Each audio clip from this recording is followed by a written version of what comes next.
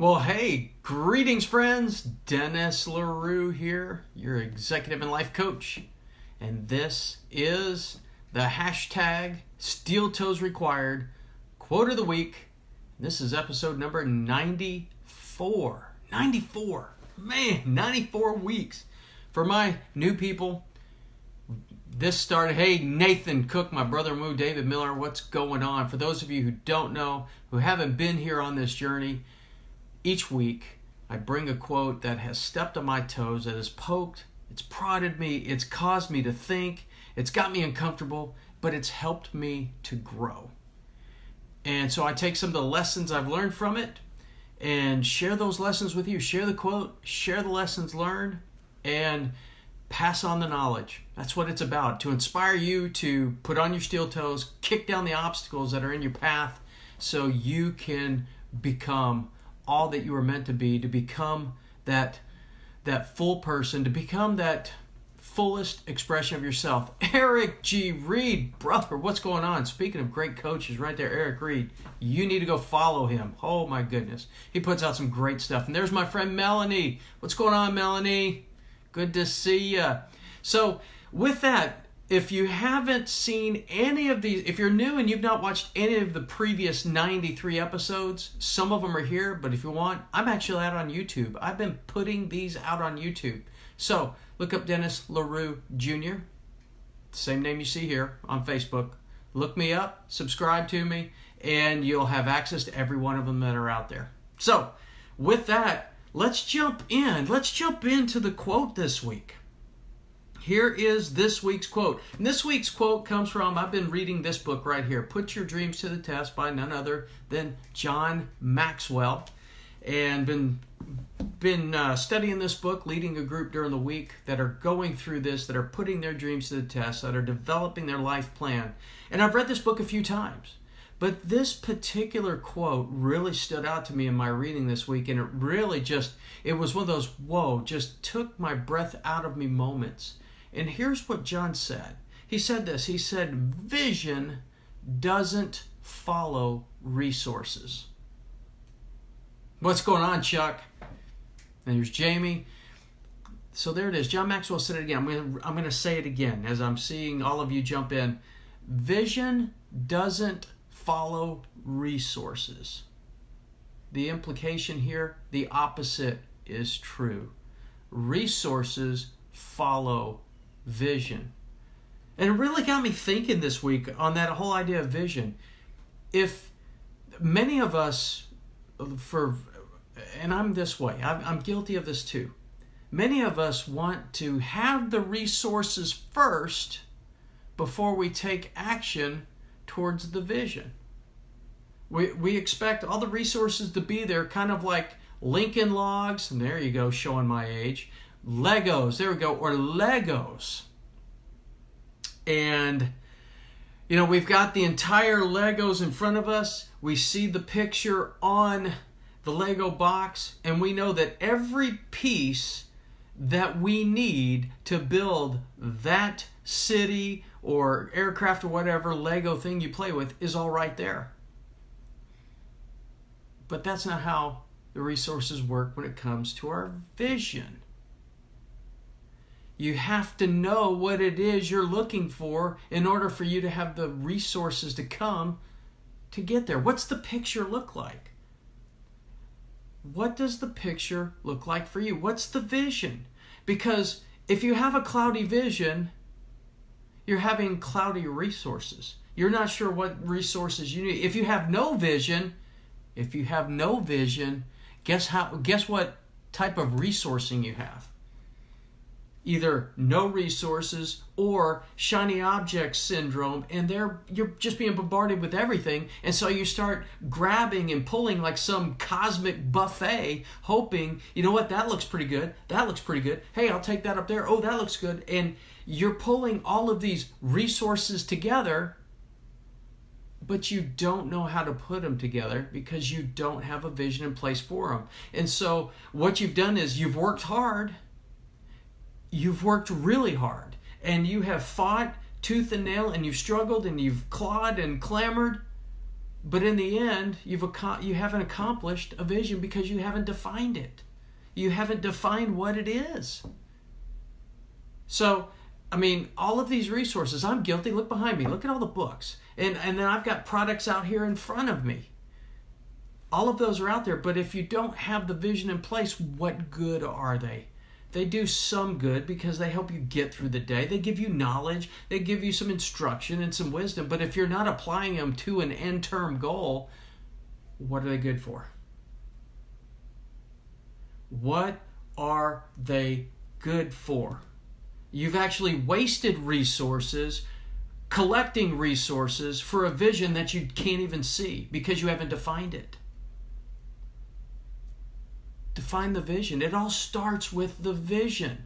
Now, some of you say, I've got a vision, but I don't have the resources. You know what? There's this thing called patience. Yes, the patience muscle. Remember, there's this, many people have prayed for patience. Newsflash, when you pray for patience, guess what happens? You've got to be put in positions to exercise it. And sometimes that's a resourcing. Sometimes the resources don't show up because you're not far enough down the vision path for that resource in that moment. At other times, I saw just a minute ago, Chuck mentioned faith. Faith is a huge element in this vision process when it comes to resourcing. It's not a cosmic genie or a cosmic, what's the word I'm looking for now? One of those machines. It's not a cosmic vending machine. Say, okay, ching, there it is. I need it right now. Sometimes you have to wait. There's a process of waiting. But the thing is, because of your vision,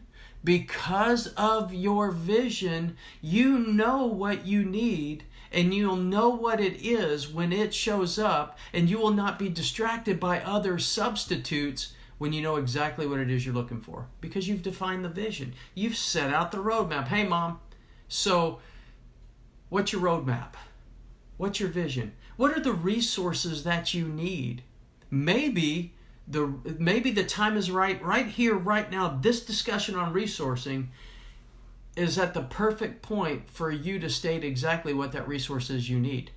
Because there could be somebody here who watches this, or you're connected with, who has no idea of your resourcing needs. And then boom. Remember, if you don't ask, you don't receive. At the same time, if you don't have a vision, there is ancient wisdom when it comes to about a vision. Where there is no vision, the people perish. Not just that. No, it's people. So it assumes the leader has a vision. Without it, the people perish. But you know what else happens? Without a vision, you perish. And you die a slow death every single day without it. Because you're wandering aimlessly. You're doing a lot of things, and a lot of good things. I'm not going to say you're not doing good things. I won't. And you're helping people and you're serving people. But you're not in your best position. You're not in that path directly where you need to be. So get there. And that's going to take time. How do you do that? How do you get vision? This is tough.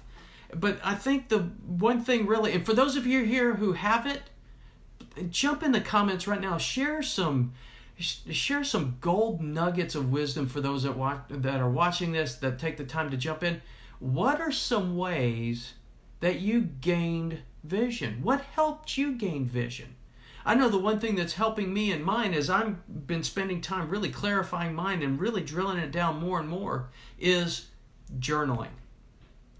Because there is so much going on in my head, so many emotions, just bombarded with things to do. Taking the time to just write it down and get it on paper. Get it all out. Get every thought, get every idea. Just get it out on paper. And then once you get it on paper, you're not done. What you've done is you've transferred it from here to here. Now it's time to really, time to get in. Oh, thanks, Eric. I appreciate you. When you get it on paper, now you got to do that. You've got it out. Now let's do some analysis. I'm going through a list that I've written out for myself, and I'm looking at each piece of it and which of it really resonates with me and which of it doesn't. What themes Ask yourself the themes that you see. Reflection time, right on Nathan Cook. Reflection time. You got to take the time to reflect on what you wrote. You got to take the time to reflect on what you wrote. And then piecing it out. What grips your heart? What are the themes you see? Hey, maybe it's a problem that you were designed to solve. What's a problem that just, you know what? Popeye. It's your Popeye moment. That's all I can stand. I can't stand anymore. It just so upsets you. And I'm not talking about watching politics on TV. That's not what I'm talking about. I'm talking about a problem that you were designed to solve. That just, you can't take it anymore. And if you don't get involved, if you don't do it, you feel like nobody else will. That's a vision. That's a dream. That is something to step into. And so as I've been working through this process, one of the things that really stands out to me is coaching coaches. The coach's coach. And not just my friends here that are business coaches, life coaches, executive coaches. You know the coaches that stand out to me? Sports coaches, athletic directors, at the high school level, at the collegiate level, even the professional level. And here's why. Because those coaches coach coaches, and they have coaches for the players. Who's coaching the coaches? Who do they have in their corner? Who do they have outside of their network of coaches? And it really grips my heart when you see what's happened in sports over the past few years, when you see some of the things that show up in the news. I know the impact sports has had in my life as a kid. It's had on my life as an adult. And what I know is everything rises and falls with leadership, and I care about those leaders. And those are the leaders that my heart tugs for the most. So that's a vision I've been working on. That's a dream I've been working through, and I've worked on this a little bit over the past year, but it's really becoming stronger and stronger. So I share that with you just to say these are things that I've been working through. So when I'm stepping on my own steel toes, I don't have it all worked out yet, but here's what I know. Since I've gained that little bit more of clarity, people and resources have already showed up in my life in the last week and a half that weren't there before.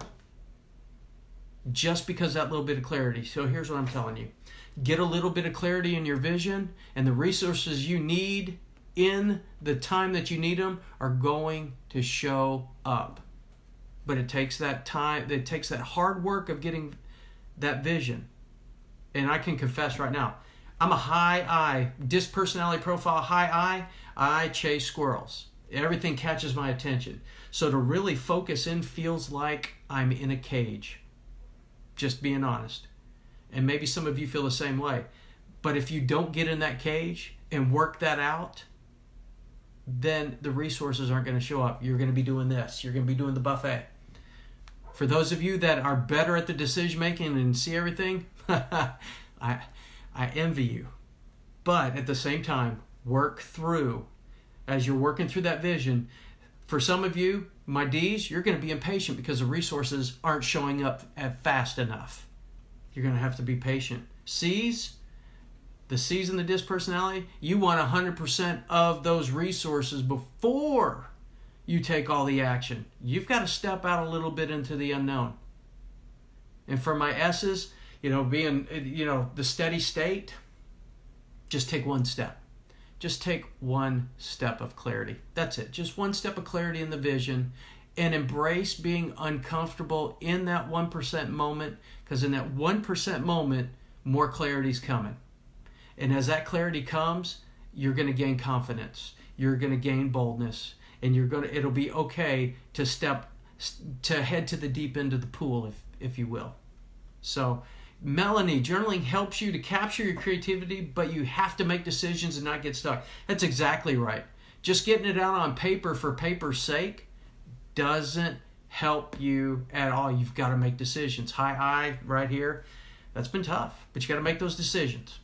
Great point, Melanie. Great point. So let's just bring this all in together now. The quote again is, vision doesn't follow resources. The resources follow the vision. So if you're struggling with your vision, good. That means you're working on it. Work on that vision. Get that clarity. because the resources are coming. For those of you that are chasing resources, hoping that all the resources will identify the vision, just pump the brakes, save the resources, start letting those things fly by, step aside, and just set up some reflection time each day. Each day, set up some reflection time to get what's up here about a vision and your strengths and your weaknesses and that problem that stands out there, that Popeye moment. Just get it out on paper and work through it. Get it all out and then work through it. And if you need somebody to help you through it, maybe you work better talking to someone, talking these through, then you know what? Here's your wingman right here. Let's set something up. Let's talk it through. Let's talk it through. Because I find also talking it through with other people, with other coaches, in a private environment, in a separate setting, allows you to just really get clear and to be able to answer questions that have just bombarded you on the inside. You're going to get all of this stuff, all the confusion, all of the indecision, all the doubt, and all of those things out on paper. The fog's going to clear, and you're going to get that moment of clarity. And that one moment of clarity, that one step forward in the vision, will unlock the resource you need in the moment you need it. That's what I see. That is what has been coming to my awareness. That's something I've been wrestling with. This was just a huge step on my toes, a kick to the gut, if you will. And also a reminder, if I'm complaining about needing resources, if you're complaining about resources, go back to your vision. How clear is it? If you're complaining about resources, take another step forward. Get closer to that vision if your vision's clear. And if you're complaining that you have too many resources, it could be because you haven't defined your vision yet and you're grabbing everything around you. And you've got shiny object syndrome. So pump the brakes. Tish, I love it. Pumping the brakes. Pump the brakes. Slow down a little bit. Allow growth to catch up with you. Get the clarity. Take the resources you need in that moment and move forward, because the other ones are coming once you clarify that vision. And so with that, that's John Maxwell's quote, vision doesn't follow resources. And that's your hashtag Steel Toes Required quote of the week, number 94. And with all of that, again, in the comments, those of you, if you've had some other things that have helped you clarify your vision, please share them in the comments. Let's pour into people and let's clear up the fog in our lives, all right? Let's do that. And with that, let's close also with my favorite portion, the blessing. Pray the blessing of bread that you know no hunger. Pray the blessing of salt, that your life would be flavorful. And people would taste that salt and flavor and they'd want more of what you've got. Be contagious. And I pray the blessing of wine, that joy and prosperity would be yours, and that the love of God would be your portion this day and forevermore. Go get that vision. Go get those resources. Become the very best version of you and use it to impact others along the way and cut a path for them to follow along. All right, friends. This has been the hashtag Steel Toes Required quote of the week. My name again is Dennis LaRue. If you need a wingman, hit me a private message or in the comments below say, I need a wingman to work this through. Let's talk. All right, my friends, blessings to you. Take care, and as always, bye for now.